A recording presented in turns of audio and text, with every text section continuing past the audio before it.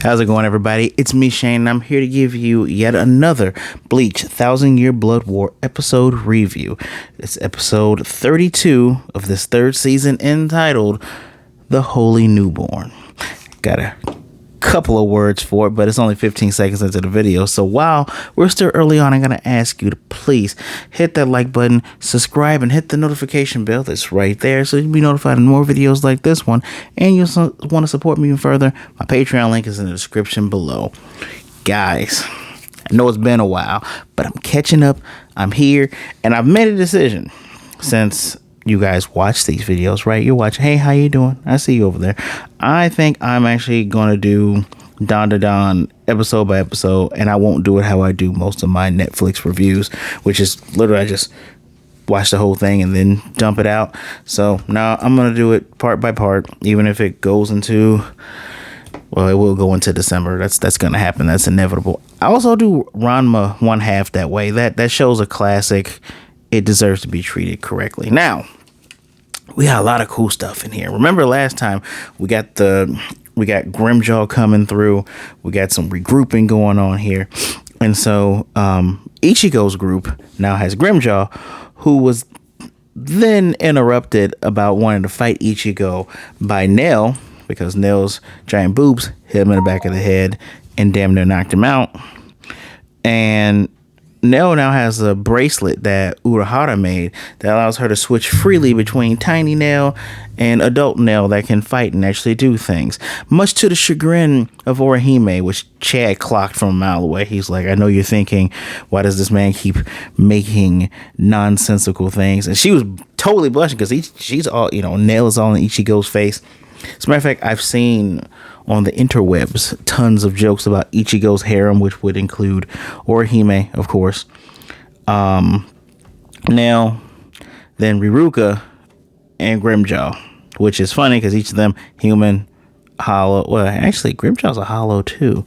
I guess they had to give him an extra boyfriend because obviously stupid ass Uryu is in that harem too. But I ain't gonna talk about Uryu right now. I'll talk about him later. But we also have, I mentioned Ruka from the Fullbring. So you got Ruka and Yukio. They're back as well. We do have more. What's another joke? We had a nice little interaction between Grimjaw and Nail. Because Grimjaw's talking about wanting to test his power, or he tells Nail to get out of his way so he can fight Ichigo. His whole deal is he wants to kill Ichigo. I'm happy that he healed from that wound, and Ichigo's happy that Grimjaw isn't dead. I mean, remember what happened with Halibel Tear, or Tear Halibel, however you want to say her name. But Nail says, I'm not taking orders from you. That's my line. I'm a number 3. I don't listen to a number 6 like yourself. That probably has to be line of the show. This is line of the show. I don't listen to a number 6 like yourself. Hilarious for several different reasons. If you know, go out there, touch grass, people. But Grimjaw does make a good point. He says, Aizen's not in charge anymore. That number stuff don't matter. Let's see who's stronger. Bro, I'm pretty sure she's still stronger because he put that for a reason. And Nail got a new outfit and everything. I don't remember if it is different from the manga because Kubo likes drawing those hollow women basically with under boob and everything else showing. Which another interesting thing is I found out, or I should say, I realized we actually don't know we didn't initially know where the holes were for Nail and Halibel, and apparently Nail's is where her heart would be, which has to be covered up, boobies, and Halibel's is where her womb would be. Maybe I'll make a separate video about all that because there's actually reasons for why the espadas, the hollows, have holes where they have holes, like Yukuria's is on his neck, Grimjaw's is on the stomach. I'll make a separate video for that sometime in the near future. But here, we're talking about how these people are moving through. So, Kisuke called in Ruka, called in Yukio, and combined their powers. Because Ruka's power is to put things in a dimension that she loves. So, she likes cute stuff. And Yukio can make a little box dimension with his little video game thing that looks like a damn PSP. And so he worked and combined it together along with Yurichi, who has a spike that's basically a marker, because she used one there to get them there, and then she used another one when they were trying to protect the Soul King. All of this was preceded with some hilarity, because Yurichi says, "So Ichigo, what part do you need me to fill you in?" And he's like, "The whole damn thing. We don't know what's going on, right, guys?" And remember, Chad and Orihime were in Hueco, so they know everything that was going on and that's happening. But we got to hear about this power. We also got a little bit of a lore / exposition. Excuse me, about the Valley of Screams, or the Roaring Valley, as is literally translated, but the little Japanese name is the Kyogoku, which is, so, there's Serete, Hueco, and there's also, well, we won't talk about the other place, but it's those two places, right? And there's a bridge between them. Now, the space where all the lost souls go, Valley of Screams, I prefer Roaring Valley personally, but the space that's filled in there is the Gargantua, and the Gargantua fluctuates spiritual pressure, which is why when you saw Ichigo and Kisuke, when they were running through because they didn't have something that they could sit in to move through it, they have to keep constantly moving because that thing messes with spiritual pressure. But with this little box thing, they're able to keep them safe and move through a short amount of distance, but at least the distance from A to B rather quickly without having to deal with all of the things that's going on within the Roaring Valley. Very fun, very interesting. That was also the cut-in. The cut-in was the Roaring Valley, and I feel like it was I cannot remember what the other cut-in was. I think it was the gate, because they're making the gate right now. Also, the new place. So I'll skip ahead a little bit, going ahead of my notes. The Soul King's palace has all been reformed as parts of Serete are, and what is I can't say the proper German word for the overlap city of theirs that was in the shadow of the Serete, but all that's being reformed up there, and he's remade the Quincy, I guess, area stronghold, and it's called his Ywhach. I don't really care to look it up. I mean, war is spelled W-H-W-A-H-R. I'm gonna assume that means war. And Welt, I don't know. Y'all want me to look it up live? I'll look it up live right now. I don't really care to look this up, because the Quincies have been so damn annoying, and it's really funny. I remember as a youngster. It's a youngster in his 20s going, man, the Quincies could be really cool. They turn out to not be cool at all. What is a Welt in German? Welt and world. My war world. Ha ha ha. That's it's kind of interesting with the Japanese language. I'm going on a small tangent right now. Especially when I do writings, I like to write on the side, guys. So when I do writings, I try to make sure words make sense, especially if I use words from Japan and stuff like that with the hiragana, katakana. But a lot of these words are like made up. Like Kimetsu no Yaiba, that really doesn't mean anything unless you look at the separate kanji used for it, and the person tells you this is what it's made, what it means. So I do find it funny that for the Quincies and their German words, he takes literal, it's just like literal ripping through, which is kind of how I wish we would do when we translate from Japanese to English. Because again, Roaring Valley sounds better than Screaming Valley in my opinion, or Valley of Screams in my opinion. But I digress. Ywhach has all of this goopy stuff on him. And you can quote me as saying the black evil. It's just gooping from his hair. He got all the nasty eyes. All of them are freaked out. Even, stupid ass Uryu. It's like sweating. And the only one that's not all like scared or repulsed is Haschwald, the blondie, your stereotypical German dude, right? And I think his name is Jugio Haschwald. And he's looking at Askin Naklavar. Swear to God, he just picked a sound and made a name. The dude who always runs away, right? He's freaking out, wondering why is Hashiwald like not freaking out. And then you have Ywhach literally going, well, you afraid of me? Don't be afraid. You'll be used to, me looking like an ugly beast of a thing. And he's hamming it up. Like, Ywhach is hamming it up and enjoying this villain shit while thinking he's not the villain by saying, I've never had, this is what overflowing power feels like. While he's ripping up everything to make the war welt, all of them needed to be on like separate little discs. It gives Naklavar a minute to get up. It's just, and it's in the form of the stupid Quincy cross, which is a 5-star thing. I gave him credit for being able to design a totally original symbol for a totally made up group, but God, they're so damn annoying. I digress. And then the Soul Reapers, they're losing so they have the orbs from the intro, and they're focusing their Rietsu into it to make the gate. Fortunately, the gate is breaking down because of the stuff that's going on up there with Ywhach.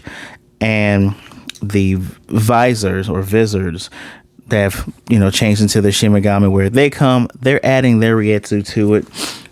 We also have, Mayuri, which I just realized that Mayuri is voiced, it's literally does the voice of Frieza. I can't believe I just put that together after all these years. In Japanese, by the way. Asking, why aren't you using the power amplifier? And Uryu's like, I didn't know that was on here. On the giant flat platform with baby fingers. That's typically Mayuri's deal. But they're all putting their energy in there. They get the gate to open up. They go into the gate. They all cross over. And in this Huarwelt, because, make sure I'm not skipping ahead to my other part. I'm not. Because this area is, for lack of better words, taken over by the enemy, because before the Royal Palace, it's Rietsu dense with all the spiritual particles. So you can borrow the particles, get a foothold. That's how they fly, walk on air. Here, since the enemy's completely taken over, they can't really manipulate it. As a matter of fact, when Yurichi's little brother, Yushiro Shihon, who's also the leader of the clan since she got banished and exiled, when he tries to jump over so he can go to the next part, which is like hundreds of yards. I don't know the meter system, so I'm just hundreds of yards away. Renji has to catch him. He's like, what are you doing? He's like, well, I thought I could get a foothold. And you have Byakuya explaining, no, they kind of own this place now. We're not going to be able to get a foothold. As a matter of fact, and a little spoiler for the next episode, episode 33, they can't even use the soul phones because they can't use the Rietsu there. So they just got to make their way. But you have, Kyoraku, Captain Commander.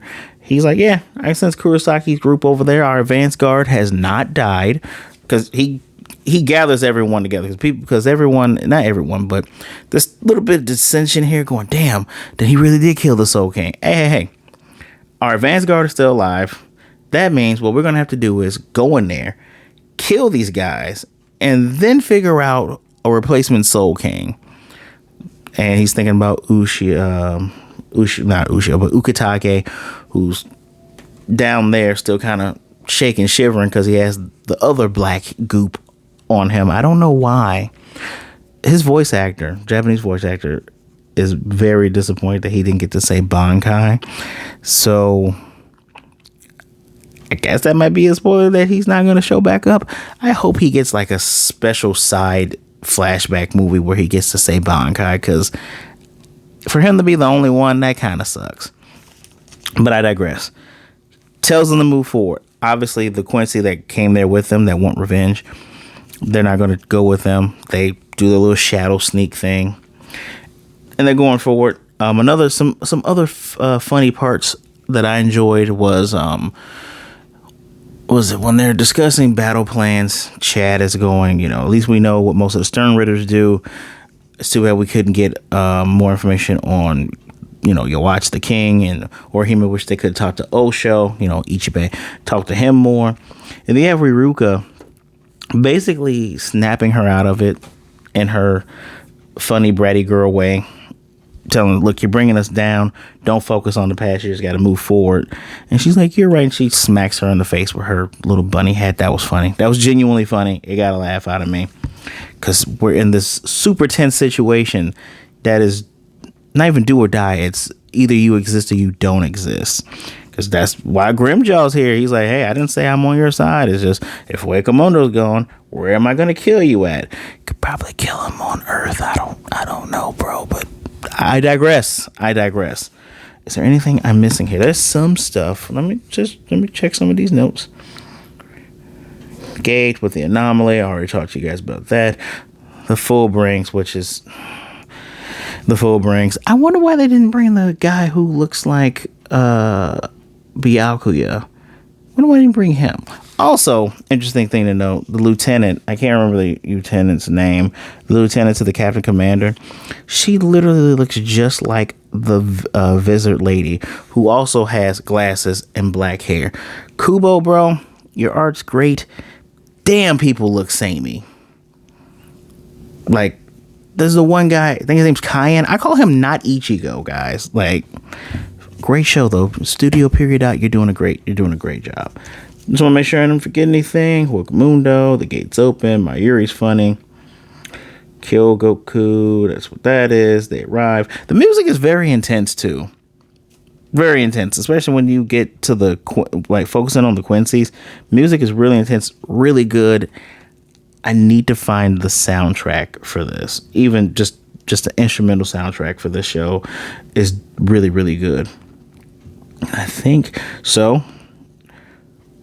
I'll tell you next episode, which is 33, which I like the symmetry there. Season 3, episode 33, is Gate of the Sun, and the poem is by Renji. We have Renji for this one. The fire that drips from fangs does not fade. The blade burns away the field, revealing my hidden friend. It's pretty good. So this episode gets a 4 out of 5 from me because it's very tense. Music's really good. I like the lore and the explanation on how we're moving through and we're supposedly getting the jump on these guys. I do enjoy the surprise to our heroes when they go, I thought we were going to the Royal Palace. This just looks like the Quincy stronghold. And then they all realize, oh, he's reformed this. That's how strong he is now. I enjoyed it. 4 out of 5 because Byakuya needs to do more things. Just slight spoiler for my review of episode 33, but we're throwing in a lot of new Uryu parts because Uryu in the manga didn't do as much as he's doing here, and a lot of English, maybe it's English folks. I don't know if it's people over in Japan that were complaining about Byakuya coming back. I know I didn't because that's my favorite character. We share a birthday. Come on, but he needs to do something here outside of being like, hey, Rukia, you did great. I'm proud of you, and giving her that Zenkai boost of the heart. So I need my boy to do some more stuff here. Just before this series is over, please. Again, 4 out of 5. Let me know what you thought in the comment section down below. Please hit that like button, subscribe, hit the notification bell to be notified of more reviews like this. And don't forget that Patreon link is in the description below. Whatever you choose to donate, I appreciate you guys. Be good, be blessed. Wash your hands, drink some water. Be safe out there, okay? Be good to yourselves, be good to others. Either way it goes, please don't be a jerk, all right? And above all things, remember, there are people that care about you. If you're feeling down, especially during this holiday season, reach out to someone. There are people out there that would rather talk to you today than to miss you and mourn you tomorrow. I guarantee it. My social medias are down in that description as well, right after that Patreon link. Follow me, send me a message. Tell me hi. Tell me what are you enjoying Bleach so far? And if you're not enjoying Bleach, but you're enjoying the reviews, tell me if you're enjoying the reviews. Tell me if you're not enjoying the reviews. I love constructive criticism. Until next time, guys, I just got one more, and then Saturday we got a new one. So I have a lot of thoughts on Gate of the Sun, but you'll hear them tomorrow. Bon Kai.